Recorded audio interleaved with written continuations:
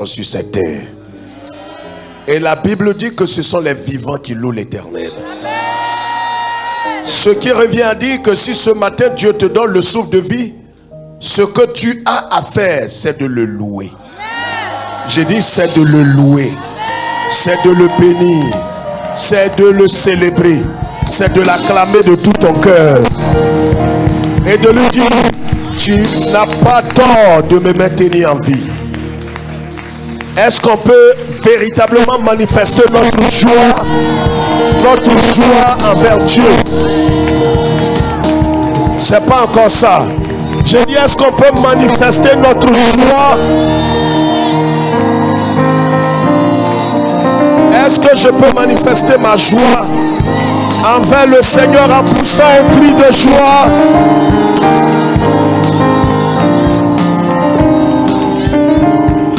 Dieu est bon pour nous. J'ai dit, Dieu est bon pour Israël. Et Dieu est bon pour chacun de nous. Ne regarde pas ce que le Seigneur n'a pas encore accompli, mais regarde plutôt ce que le Seigneur a déjà accompli. Vous savez, la meilleure façon de dire merci à Dieu, c'est de regarder ce qu'il est en train d'accomplir et ce qu'il a accompli. À ce prix-là, tu auras les mots justes, tu auras tout le nécessaire pour lui dire merci. Amen. Et c'est pourquoi ce matin, que ton cœur soit dans la reconnaissance, dans la gratitude et dans le remerciement. Amen. Amen. Veuillez vous asseoir. Que Dieu nous bénisse. Merci à la voix d'Israël. Que Dieu nous bénisse. J'ai dit que Dieu nous bénisse. Prenons nos Bibles rapidement. Matthieu chapitre 26, le verset 58. Nous sommes toujours dans notre thème et Dieu est en train de faire son œuvre dans notre cœur. C'est important que Dieu nous façonne de l'intérieur avant qu'il nous donne ce qui est nécessaire. Quelqu'un m'a compris? J'ai dit, si Dieu ne fait rien en toi, il ne peut rien faire pour toi. Non, si tu comprends ça, ton amen doit dominer l'amen de ton voisin. J'ai dit, si tu ne permets pas à Dieu de faire son œuvre en toi, il ne fera rien pour toi.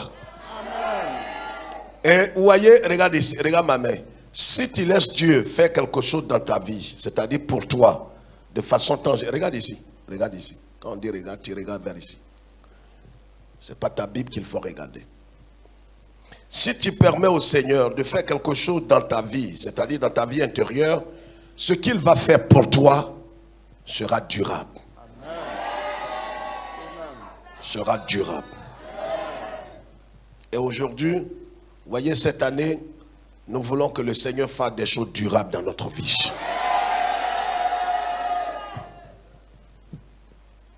Il y a des choses qui ne sont pas durables que Dieu accomplit.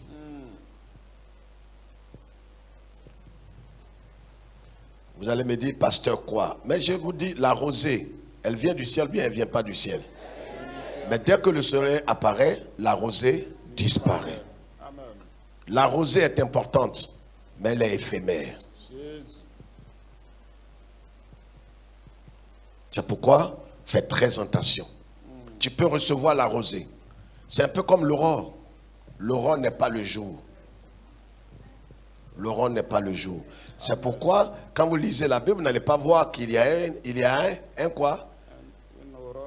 Une aurore et puis une aurore.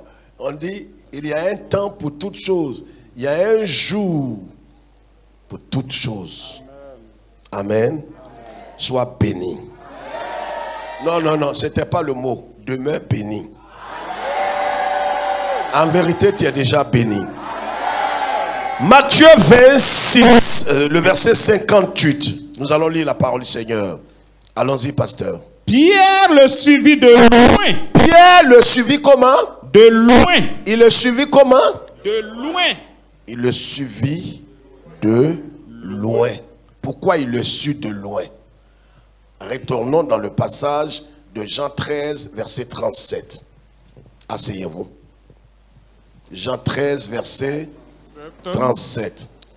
Seigneur, lui dit Pierre, pourquoi ne puis-je pas te suivre maintenant? Je donnerai ma vie pour toi. Je donnerai ma vie pour toi. Jésus répondit. Jésus dit quoi? Tu donneras ta vie pour moi. Jésus reprend sa propre parole pour dire, tu crois que tu peux donner ta vie pour moi? En vérité, je te le dis, le coq ne chantera pas que tu ne m'aies renié 3 fois. Amen. Amen. Amen. Notre thème pour ce mois, c'est la croix écrit. Si tu veux qu'on te dise d'écrire avec un bic rouge, il faut le faire avec un bic rouge. La croix, la voie d'une vie transformée et sécurisée. Quand une vie est transformée, elle est automatiquement sécurisée. Voilà l'histoire de Pierre, Saint-Pierre, apôtre de Jésus-Christ. Pierre a dit au Seigneur, voyez, levez la tête s'il vous plaît, frères et sœurs, vous tous qui nous suivez, partout dans le monde. Nous vous saluons. Pierre, apôtre de Jésus, quand le Seigneur l'a appelé, il a suivi le Seigneur. Il a servi le Seigneur. Il a honoré le Seigneur par sa vie. Un jour, la Bible dit que le Seigneur a posé une question. Qui dites-vous que je suis? Pierre a levé la main, il a dit, tu es le Christ, le Fils du Dieu vivant. Je vais dire à chacun de nous ce matin, à la suite logique du message que nous sommes en train de voir, que Dieu, dans sa grâce, peut nous sauver, nous libérer des chaînes de la servitude. Dieu peut nous mettre au large. Dieu peut nous délivrer. Il nous sort de l'Égypte pour nous conduire par Canaan, mais dans la terre promise qui est le ciel. Mais il y a un cheminement, il y a une voie, c'est un processus. Et c'est ce qui a amené plusieurs à dire, mais je ne comprends pas ma vie, Dieu m'a sauvé.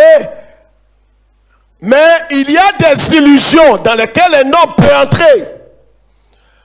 Un homme peut être sauvé, libéré, délivré par la puissance du Saint-Esprit. Mais cela, sans sa responsabilité, sa coopération avec le Saint-Esprit, il peut ne pas achever la course. C'est ce qui est arrivé à Pierre. Pierre était converti. Né de nouveau, ayant le Seigneur a soufflé sur lui pour dire recevez l'esprit. Mais Pierre, le problème que Pierre avait, Pierre était honnête, Pierre était sincère, Pierre était intègre. Mais voyez, ces valeurs cardinales importantes sont très importantes. Il a vu les malades guéris. Mais c'est ce Pierre-là à qui Jésus va dire, quand il a dit à Jésus, je vais te suivre partout. Je suis prêt même à te donner ma propre vie. Jésus lui a dit, Pierre, tu ne te connais pas. Je veux te dire ce matin, fais très attention. Vous savez, la marche chrétienne est un combat. Pas un combat spirituel, forcément où on chasse les démons, mais c'est le combat de la foi. On peut marcher avec le Seigneur, on peut aimer le Seigneur, on peut craindre le Seigneur et ne pas achever la course. Parce que ce qui est important et ce que le Seigneur recherche, c'est de nous transformer à l'image de son Fils. Car en vérité, au début, nous avons été créés à l'image de Dieu et à sa ressemblance. Et à la restauration, dans la rédemption, le Seigneur veut nous amener encore à être semblables à son Fils. Et pour cela, il nous faut coopérer avec le Saint-Esprit. C'est-à-dire que le Saint-Esprit ne peut pas imprimer le caractère de Christ dans mon cœur si je ne lui donne pas l'occasion de le faire. Parce que le Saint-Esprit n'oblige pas, il ne contraint pas, il ne manipule pas. Comme le Seigneur l'a dit, je mets la vie et la mort devant toi, je t'encourage à choisir la vie. Le Seigneur, il traite avec nous. Nous avons une grande responsabilité dans ce qui nous arrive. Quelqu'un m'entend? J'ai dit, est-ce que ton voisin m'a entendu? Nous avons une grande responsabilité. Quand Paul dit, j'ai combattu le bon combat, j'ai achevé la course, j'ai gardé la foi par-dessus tout, c'est l'œuvre du Saint-Esprit. Mais en même temps, il y a sa responsabilité. Parce que je vous ai expliqué ici, regarde ici, regarde ici. Quand on vient à Christ, notre esprit est réconcilié avec Dieu. Notre esprit, quand on était païen, inconverti, est mort. Quand nous venons à Christ, notre esprit est ressuscité. Suis-moi très bien. Notre esprit ressuscite et notre esprit maintenant reçoit le Saint-Esprit. Notre esprit est comme un vase. Il reçoit le Saint-Esprit en lui. Et c'est de là, cette tour de contrôle, que le Saint-Esprit maintenant va nous diriger. Mais le Saint-Esprit, il va nous parler par notre esprit. Si quelqu'un comprend, il lève sa main, il dit gloire à Dieu. Donc, l'Esprit de Dieu parle à mon esprit. C'est pourquoi il a dit, en Romains chapitre 8, le verset 16, il dit, l'Esprit rend témoignage à mon esprit. Le Saint-Esprit parle à notre esprit. Il ne parle pas à notre corps. Il ne parle pas à notre âme. Il parle à notre esprit. Mais la personnalité d'un homme, c'est dans son âme. C'est pourquoi la Bible dit, la Bible personnifie, Dieu personnifie l'homme même à l'âme. Il dit, l'âme qui pêche, c'est elle qui meurt. C'est pourquoi l'homme est caractérisé par les caractéristiques de son âme. Dans l'âme, qu'est-ce qui compose l'âme? 3 entités que je vous ai expliquées depuis des années. Il y a ce qu'on appelle la volonté. Dis la volonté. Dis la volonté. Tu peux écrire ça, la volonté. Laisse les orgueilleux ne pas prendre note. Les imbus. Donc dans l'âme, il y a la volonté. C'est pourquoi quand tu dis je veux, c'est ta volonté. Dans l'âme, il y a ce qu'on appelle les sentiments. C'est dans l'âme que se trouvent les sentiments. C'est dans les sentiments qu'on voit les émotions. Troisième chose, nous avons l'intelligence. C'est pourquoi, dans Romains chapitre 12, le verset 1, l'apôtre Paul, par le Saint-Esprit, dira, soyez transformés par le renouvellement de votre, aidez-moi, par le renouvellement de votre, dis ça plus fort que ton voisin, le renouvellement de notre intelligence. Regarde ici, je suis en train d'expliquer quelque chose de très schématique. Quand quelqu'un vient à Christ, il est automatiquement, regarde ici, il est réconcilié avec Dieu. Ce qui a amené le déboire de Pierre et de tous les apôtres, c'est ce que je suis en train d'expliquer. On peut tomber en transe à l'église, prophétiser. On peut parler en langue et puis quitter Jésus. Je vais vous expliquer. Quelqu'un peut avoir le don de guérir les malades, ressusciter les morts et puis quitter la foi. C'est pourquoi Jésus dit en Matthieu 7, verset 21, il dit au dernier jour, plusieurs me diront, n'avons-nous pas chassé les démons? Jésus n'a pas remis ça en cause. Il dit, n'avons-nous pas guéri les malades? Mais pourquoi est-ce que tu te trouves à gauche de Jésus? Et Jésus leur dit, c'est vrai, vous avez guéri les malades, je n'en disconviens pas. Vous avez ressuscité les morts, mais je ne vous ai jamais connus. Pourquoi? Parce que dès que tu as été saisi par le Seigneur te connaissait. C'est un mystère au fait qui se trouve depuis Ézéchiel. Mais dès que tu quittes la foi, alors Dieu oublie toute ta justice. Quand tu quittes la foi, Dieu oublie tout. Regardez, c'est les mêmes facettes. C'est comme une pièce à deux volets. Quand tu viens à Jésus, tout ce que tu as fait comme péché, même tu as tué l'homme, tu as bu du sang humain, il n'y a plus de condamnation sur toi. Je pensais qu'il allait répondre.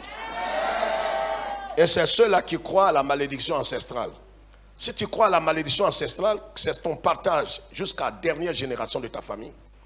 Quand quelqu'un est en Christ, la Bible dit, il est une nouvelle créature. Les choses anciennes, c'est quoi? C'est tout ce qui est malédiction, échec, tout ce que les gens ont dit sur toi, les liens ancestraux, tout ça est ancien derrière toi. Est-ce que quelqu'un m'entend et dit amen de tout son cœur? Les malédictions ancestrales Tout est derrière toi. Mais si c'est ce que tu crois, je le dis ce 9 janvier, que ce soit le partage de ta famille. Si c'est ce que tu crois. C'est inintelligent de croire que je peux être en Jésus et puis être maudit. Quelqu'un comprend ça? C'est inintelligent. Comment tu peux être en Jésus et puis encore la malédiction te suit là-bas? Mais c'est que Jésus n'est rien. Est-ce que j'ai des enfants spirituels là? C'est inintelligent. Et ça, c'est le champ de prédilection de plusieurs. Ils croient à ça. Ils vont faire la délivrance des gens qui sont maudits malgré qu'ils sont en Christ. Ce n'est pas chrétien. On voit ça aujourd'hui dans les milieux évangéliques, mais ce n'est pas biblique. Ce n'est pas parce que quelqu'un... Vous savez, ce n'est pas parce que tout le monde dit que le mensonge est vérité que le mensonge est vérité. Le mensonge est le mensonge. Le diable a plus d'adeptes que Jésus. Il est élu prince de ce monde. La Bible l'appelle le... Heureusement qu'il est le prince. Parce qu'au-dessus du prince, il y a le roi. Je pensais qu'il m'avait compris. Tu comprends en retard, donc je ne sais pas, c'est ton choix. C'est un prince. Donc tu t'agites pourquoi? Il n'est pas roi. Il est... Aide-moi. Il est... Laisse pas, il ne faut pas laisser ton voisin parler. Il est... Les princes. Ce n'est pas un prince qui nous dirige. C'est un roi. Toi, tu es sous l'autorité du roi. Non, c'est plus, je vais te choquer. Le roi a fait de toi son palais.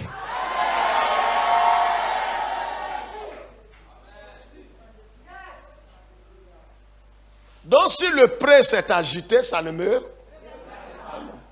Il peut aboyer, il peut rôder, c'est son droit. Mais moi je suis avec le roi des rois. Voilà, là, quand tu as compris l'évangile, ta vie est en sécurité. On dit non, en janvier les gens meurent beaucoup. Mais en décembre les gens meurent beaucoup. Dans tous les mois les gens meurent beaucoup.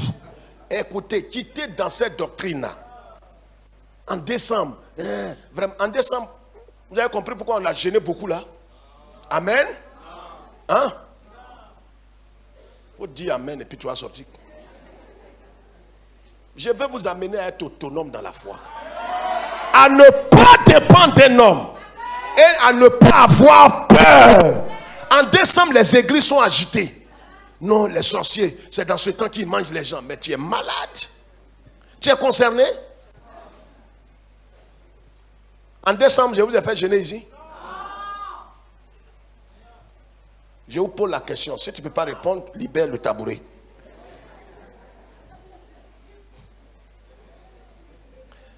Maintenant, ils ne sont plus dans le tabouret, on est dans le fauteuil maintenant. Le Dieu qui est avec toi janvier jusqu'en... C'est le même Dieu qui est avec toi en décembre. Ton jeûne, ça te protège? Jeûne protège quelqu'un? Répondez-moi vous tous. Il ne faut pas ta bouche va être fermée. J'ai dit jeûne protège quelqu'un? C'est une malédiction de croire que le jeûne te protège. D'où tirer ces doctrines de démons là? Tu es dans le Christ. C'est le Christ qui est ta sécurité. En janvier, c'est quoi on n'a pas? En décembre, c'est quoi on n'a pas mangé? Au moment où d'autres jeûnent, nous on mange. Au moment où eux ils mangent, nous on mange. Au moment où ils arrêtent de manger, nous on continue de manger. On mange seulement. Quand il est l'heure de jeûner pour nous, on jeûne. On ne jeûne pas parce que les sorciers rôdent. On jeûne parce que notre vie doit être dédiée davantage. Les sorciers me poursuivent et puis quoi? Mais s'il me poursuit, c'est qu'il veut, il veut que mon témoignage grandisse.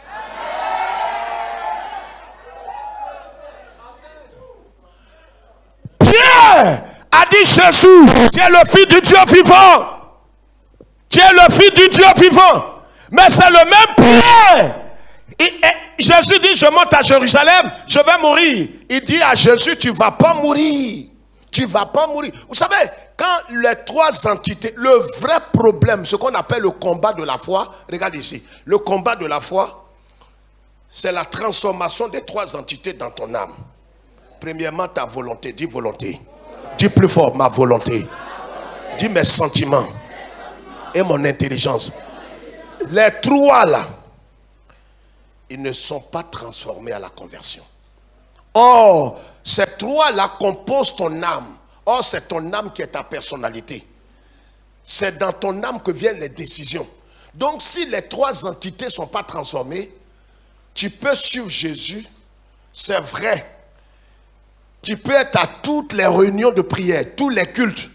Mais spirituellement et intérieurement, le ciel voit que tu suis Jésus de loin. C'est pourquoi quand Jésus a regardé Pierre, il a dit à Pierre, tu ne peux pas me suivre maintenant. Pierre, tu m'as aimé, mais tu m'as aimé d'un amour qui est destructif. Un amour qui va être annihilé. Pierre croyait qu'il aimait Jésus de l'amour agapéo. Mais ce n'est pas de cet amour que Pierre aimait Jésus. Il aimait Jésus de l'amour philao. Amour fraternel. Et je vous ai démontré ici pourquoi il a coupé l'oreille de Malchus dans le jardin de Gethsemane. Parce que Jésus lui a dit, il a dit à tous les disciples, ils lui ont dit un jour, maître, nous qui te suivons, au fait, on gagne quoi? Il leur a dit, celui qui a quitté, quoi? Son père, sa mère, sa bague, une bague. Celui qui a quitté une seule pirogue, je vous annonce qu'il aura le centuple. Quand Pierre a entendu ça, il dit donc le propriétaire de mon centuple, si quelqu'un le touche, il a gâté mon, aide-moi, il a gâté mon. Vous voyez comment certains suivent Jésus?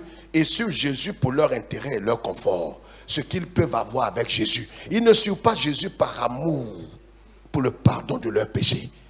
Mais c'est qu'est-ce qu'ils peuvent gagner?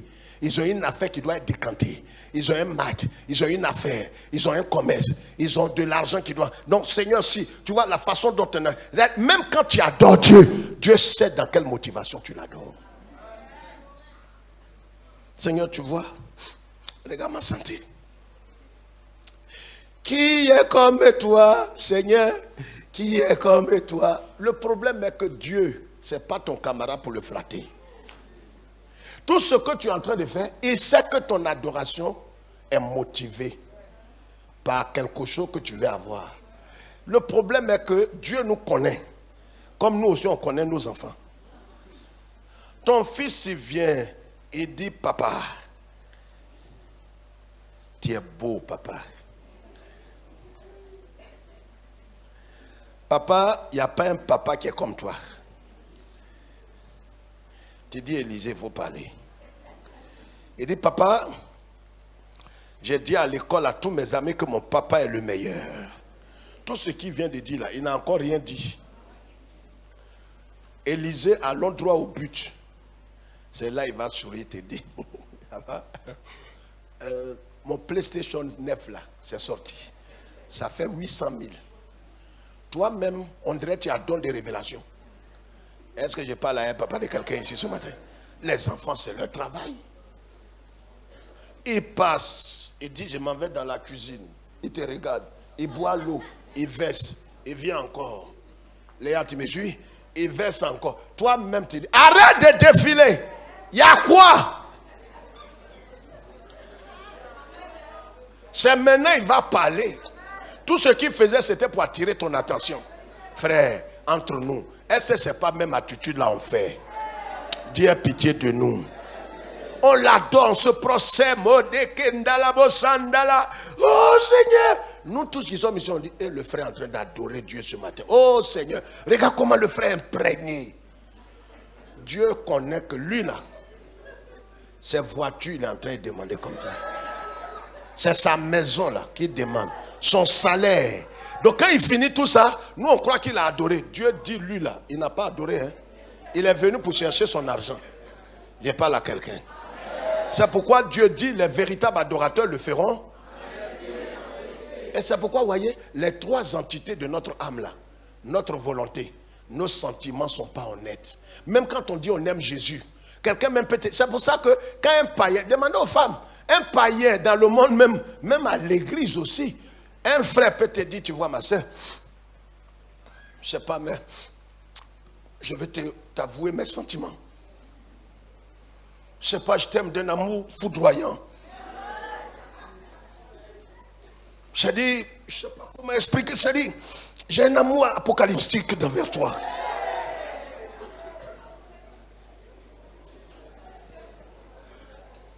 J'ai dit honnêtement, moi je ne sais pas, j'ai vu les femmes sur la terre, mais je me demande si Dieu ne t'avait pas créé, est-ce qu'on pouvait respirer? Tu criais, femme même entendre ça. Toi tu es là, tu dis, ah, faut pas me blaguer, faut pas me blaguer. Est-ce que tu es sûr de ce que tu dis? Le monsieur qui veut de toi, il te dit, mais je suis sûr et serein. Je sais de quoi je te parle. Mon cœur n'a jamais été bouleversé comme un volcan, comme aujourd'hui, je vois. Quand tu entends ça, toi-même, c'est toi qui viens voir les pasteurs pour dire, pasteur, le monsieur là, il veut de moi. Il est sincère. C'est toi-même qui le qualifie. En temps, il s'est mis dans la peau d'agneau. Or, son intérieur, c'est le neveu de tonton Satan. Satan. Il n'est pas converti et il n'est pas transformé. Donc, Pierre dit à Jésus, je t'aime. C'est pourquoi quand Jésus l'a vu, Jésus lui a dit, quand tu vas revenir à moi. Parce que toi là, tu n'es pas encore transformé. Pierre dit non, mais si je ne suis pas transformé, comment j'ai eu les paroles de connaissance? Tu sais, on peut manifester les dons et puis rétrograder demain. C'est pourquoi la croix seule peut conduire à quelqu'un jusqu'au pied du Seigneur. La croix seule. Il n'y a pas d'autre alternative. Parce que si tu n'es pas transformé, tout ce que tu es en train de faire en dehors de la transformation des trois entités de ton âme n'est que pourriture. Ça va retomber sur toi. Ce que tu vois comme un miracle sera une malédiction. C'est pourquoi quelqu'un peut se marier dans l'église, mais il ne s'est pas marié dans le Seigneur. On peut se marier dans l'église et ne pas se marier dans le Seigneur. Or, la Bible dit que personne ne sépare. Dieu a uni. Pas l'église.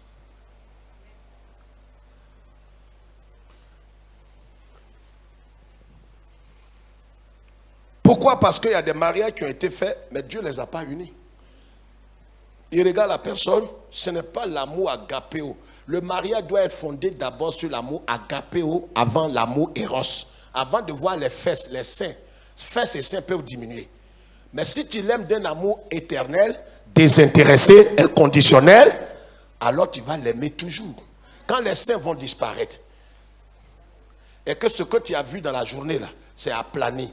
Car toute montagne sera aplanée. Qui es-tu devant Zorobabel?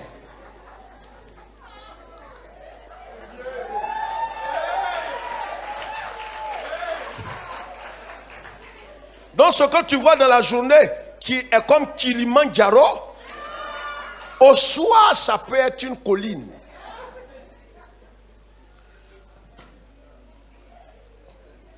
C'est ça on dit Baba.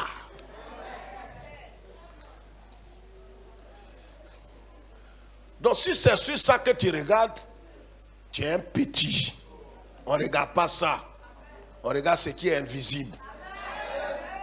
Tes yeux regardent ça, mais va au-delà.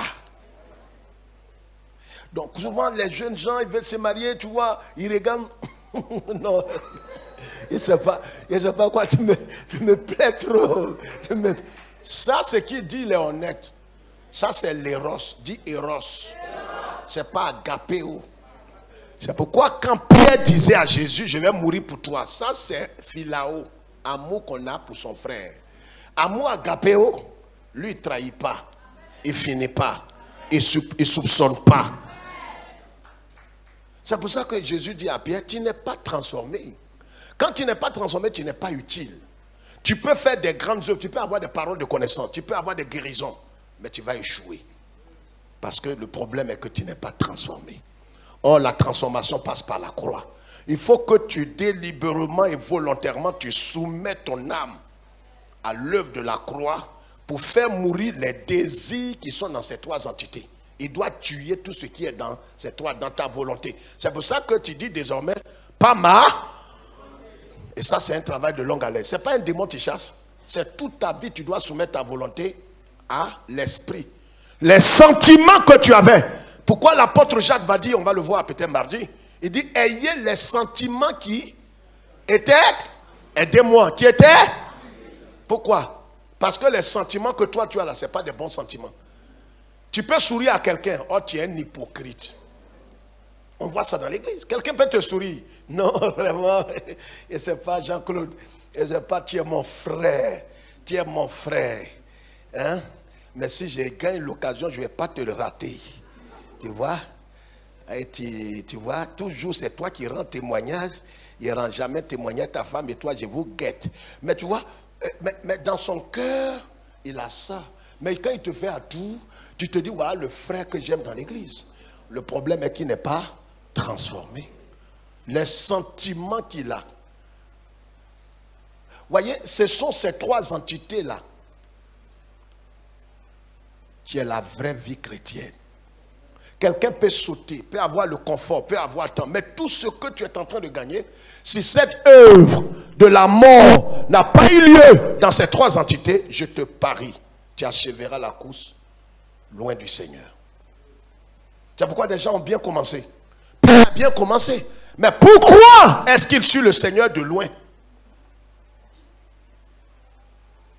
Je vais vous démontrer, et on s'arrête là, le mardi. Je vais vous démontrer. Il va dire des choses qu'un être humain ne doit pas dire de Jésus. Il dira que cet homme, regarde quand quelqu'un veut te faire du mal, regarde la manière dont il s'exprime à ton sujet. Cet individu. Regarde quand des gens vont au tribunal pour divorcer. Monsieur le juge, cette bagnard que la nature m'a pas préservée, cette chose lamentable qu'on appelle femme, quelqu'un qui l'a appelé bijou, bijou, mon chocolat noir, mon chocolat de minuit, mon pigeon vert, il appelle ma chose. Cette ratée de femme. Allez au tribunal. Toi-même, tu es là, tu te demandes, ceux-là, ils se sont aimés un jour. Oh, leur mari a coûté au moins 50 millions. Il a soulevé la femme. Est-ce que quelqu'un me comprend ce matin? Voilà la puissance de la croix. C'est pourquoi tout ce que tu peux emmagasiner, tu peux sourire, tu peux rire, tu peux décider. Ce n'est que vanité. Si la croix n'a pas fait son œuvre dans ton âme, tu perds ton temps. Ne sois pas impressionné par quelqu'un. Pierre, tous ceux qui sont autour de lui étaient impressionnés. Il dit, Pierre, comment tu fais? Il dit, non, c'est le Père qui me parle. Quand j'ai révélé que Jésus était le Fils de Dieu, vous avez vu quand même que l'onction est sur moi. Vous avez vu? Le problème est que ça, c'est éphémère. Il n'y a pas eu de transformation. Quand Jésus va le choquer pour lui dire, tu ne peux pas me suivre, que tu n'es pas transformé. Et tu vas me régner 3 fois avant que le coq ne chante. Est-ce que là où nous sommes, chacun de nous sait que le Seigneur le connaît?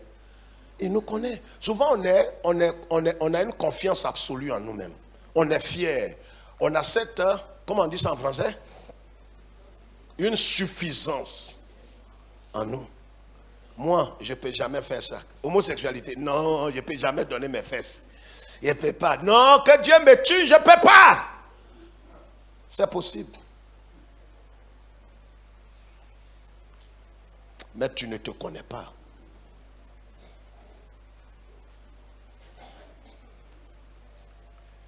Je ne vais, comment on chante? Je ne vais, c'est Jésus. Je ne quoi? Je ne peux pas laisser Jésus. Il m'a sauvé, je ne pourrai jamais, je ne peux. Ça, c'est ce que tu es en train de dire aux gens. Mais le Seigneur Jésus dont tu parles, lui-même, il est comme ça et puis il te regarde. Il dit celle que vous voyez chanter avant janvier 2025. Elle va quitter la foi. Elle va se remarier. Elle va divorcer. Tu dis, moi, au nom de Dieu, si j'ai fait ça, Seigneur, c'est que tu ne m'as pas connu. Seigneur, tu ne me connais pas. Lui te connaît. C'est toi qui ne te connais pas. Frère, je vais vous dire, il n'y a pas d'autre voie. Je le dis devant Dieu et sur la Bible. Il n'y a pas d'autre voie. Il n'y a pas d'autre évangile que le message de la croix. Souvent quand je dis ça, certains pensent qu'on est en train de... Mais frère, si Dieu n'a pas fait son œuvre en toi, tout ce qu'il te donne, c'est comme un malheur. Il peut te donner foyer, mais tu vas gérer ça comment? Avec quoi? Avec quoi? Ta volonté qui n'a pas été transformée, tes sentiments. Même le sentiment que tu as pour ta femme ou ton mari n'est pas un vrai sentiment. Est-ce que quelqu'un me suit? Non, je t'aime, je t'aime, je t'aime. Et dès que quelque chose dit, ah, regarde, moi je t'aime plus. Hein. Moi je te dis, non, Dieu, je t'aime plus. L'amour que j'avais pour toi a disparu. Maintenant, ils s'écrivent sur les bouts de papier. J'ai mis la clé sous la fenêtre. Oui, tu arrives là-bas, prends. Oh, au début, ce n'était pas comme ça. Je prie que ce ne soit pas ta portion. La croix est la voie d'une vie transformée et sécurisée. Jésus va lui dire, et puis nous allons terminer. C'est l'introduction. Nous sommes en train d'avancer. Regardez, allons-y. Qu'est-ce qui va se passer? Qu'est-ce qui va se passer, frères et sœurs? Il suivait Jésus de loin. Ça, c'est un. C'est-à-dire, sa vie va être étalée. Sa vie va être manifestée. Point 1, mais point 1. Il suit Jésus de loin. Écris ça. Donc on voit qu'en vérité, il ne suit plus Jésus de près. Lui qui était à côté de Jésus, il marchait près de son pied. Maintenant, voyez, le manque de transformation. Si la croix n'a pas fait son œuvre dans ton cœur, dans ton âme, dans ton esprit, dans ta vie, dans ta volonté, ton intellect et tes sentiments, un temps viendra où tu seras surpris de suivre Jésus de loin. C'est-à-dire physiquement tu peux être là, mais intérieurement tu es très loin du Seigneur. Est-ce que quelqu'un me comprend? Le verset 72, 70. Allons-y, allons-y, allons-y. On a 3 minutes.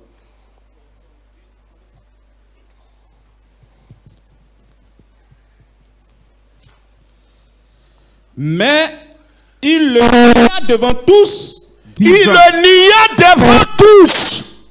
Regarde, ce manque de transformation t'amènera, parce qu'il y a 3 dimensions que je vais te révéler avant de conclure ce matin. La première chose, comment Pierre va se permettre à renier Jésus. Vous savez, regarde ici, on peut renier le Seigneur par 3 choses. Par le silence. La meilleure façon de mépriser quelqu'un, c'est d'être indifférent et silencieux. On te demande, tu connais Jésus? Il n'ouvre pas sa bouche, il ne dit pas non, il ne dit pas oui. On peut renier quelqu'un par la parole. Quelqu'un comprend ce que je dis?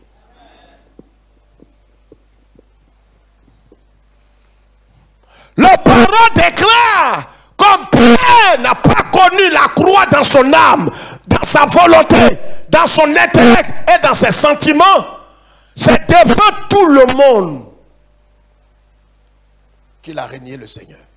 Ça, c'est niveau 1. Un temps viendra où tes œuvres vont être manifestes devant tout le monde. Les gens sauront qu'en vérité, tu es un traître.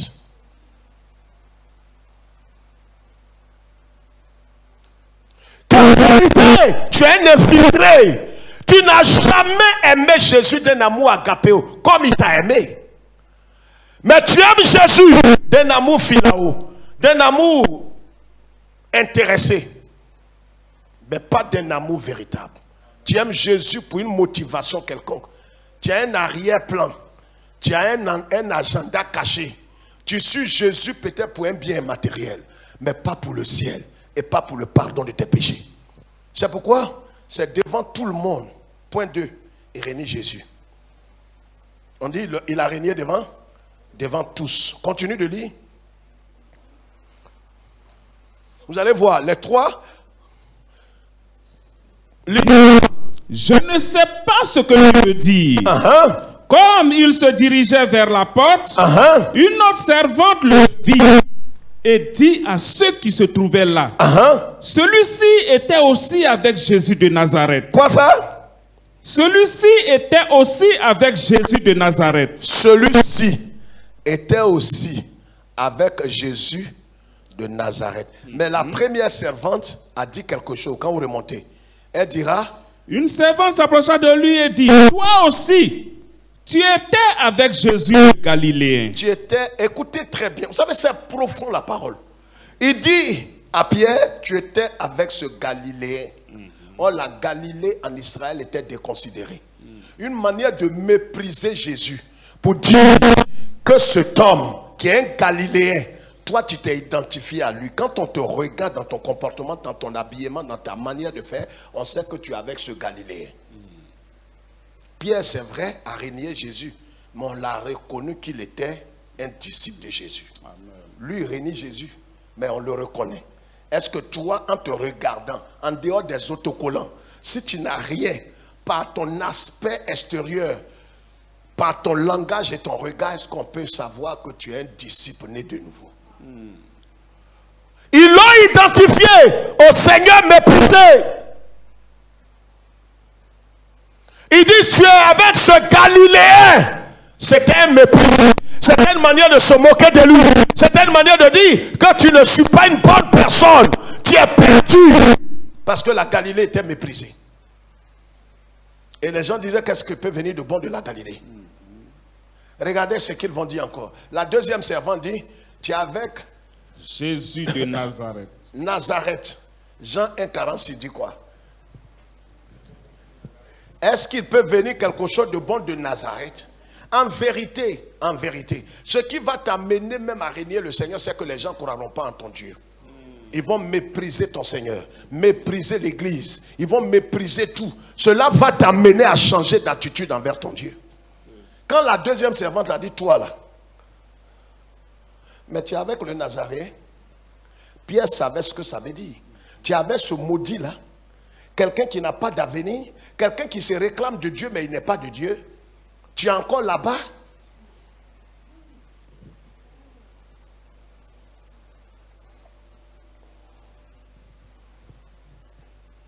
Premièrement, il a régné devant tous.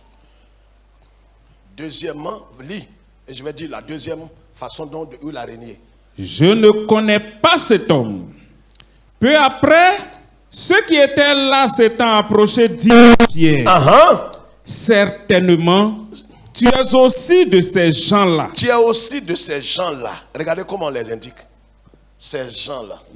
C'est un mépris. Amen. Mais regarde ici, si tu n'as pas connu la transformation, quand ces humiliations vont commencer, tu vas jeter l'éponge. On va te traiter d'impudique, de prostituée, de tous les noms. Que toi, c'est vous qui allez à l'église pour chercher Marie des gens? C'est vous qui cherchez la femme? De quelle église? Mon œil. Fous-moi le camp. Ils vont te dire des bêtises. Et comme tu n'as pas connu de transformation, c'est là que tu quitteras le chemin. Parce que tu diras trop, c'est trop. Quand Pierre a entendu ça, d'abord, il a régné Jésus devant tout le monde. Deuxième régnement, il va régner Jésus par serment. Le serment, on le prête lorsqu'on fait, on fait quoi? On fait quoi? On fait quoi? À quel moment on prête serment? Quoi? Quand on prend fonction. Regardez la fonction qu'il prend.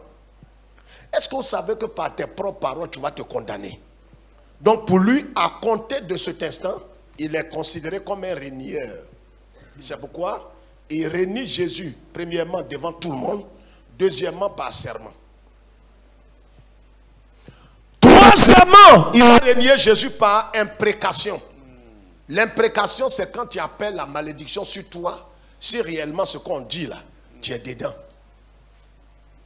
Quelqu'un peut dire que la foudre vienne sur moi, si réellement, je suis réellement membre de cette église, si réellement c'est moi qui ai fait ça. Donc lui, Pierre, appelle la malédiction sur lui-même, si vraiment il connaît cet homme. Et regarde comment il dit, si je connais cet homme, il met Jésus au même pied d'égalité que n'importe qui. Vous savez, quand quelqu'un est en train de quitter la foi, vous le saurez par son langage.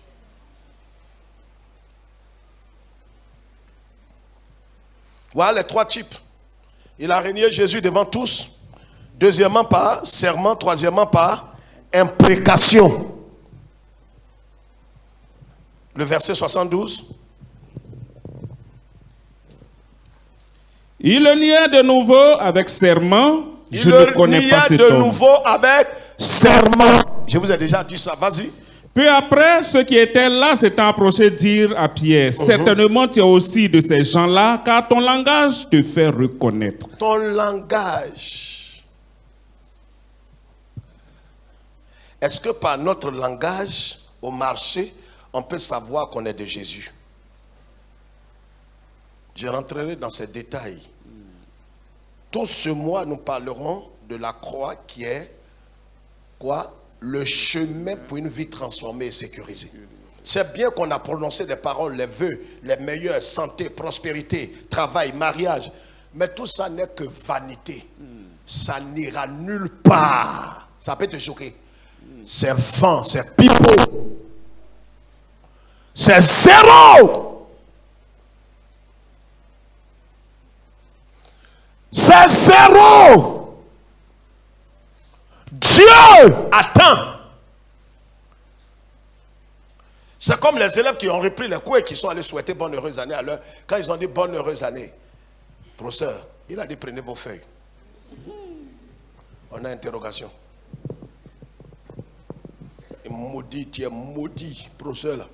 On a fini janvier, on n'a même pas étudié, tu nous donnes. C'est Dieu qui te voit. Mais lui, il fait pourquoi? Pour votre bonheur. Ce qu'on a souhaité sur toi là, Dieu t'attend. Le problème, il veut voir dans ton âme si les 3 entités là sont transformées. Parce que si elles ne sont pas transformées, c'est vanité qu'on met sur toi. Même, regardez, quand quelqu'un n'a pas lavé ses mains, qu'on met de la bonne attiéké dans sa main, bonbon attiéké à un poisson, il ne peut pas manger. Si tu manges, tu t'entêtes, tu vas t'empoisonner. Ce n'est pas un poison venant de l'autre. Ça vient de toi. Ta main, c'est pourquoi nos parents nous frappaient quand on mangeait sans se laver les mains. Le repas est bon, mais le poison est dans ta main. Dieu qui t'aime tellement ne te donnera rien de durable si ta volonté n'est pas vidée. Ton intelligence n'est pas vidée. Et si tes sentiments ne sont pas les sentiments de Christ. Il ne peut rien te donner de durable. C'est pourquoi tu vois, tu es tellement intelligente que tu ne peux pas mettre de l'or de 5 millions sur le cou de ta fille pour aller fêter. Sinon tu es écervelé. Dieu ne peut pas te donner des choses durables et de valeur. Des petits trucs, tu peux tomber en train. Oui, ça c'est vrai. Tu peux prophétiser, imposer les mains, mais dis que tu vas être une source de bénédiction, tu es un menteur. Tu n'iras pas loin. Et rien de durable ne naîtra dans ton foyer, dans ta vie. Pourquoi? Parce qu'il faut une transformation. C'est quand la mort agit en toi que la vie peut réjaillir de toi. Prions le Seigneur. C'est une affaire à suivre. Tout ce mois, bénis-nous Seigneur et donne gloire à ton nom. Et tous ceux qui sont destinés à la transformation et à la vie éternelle, qu'ils comprennent ce message d'un cœur sincère et d'un cœur honnête. Gloire et honneur te reviennent à toi seul, au nom du Père, du Fils et du Saint-Esprit.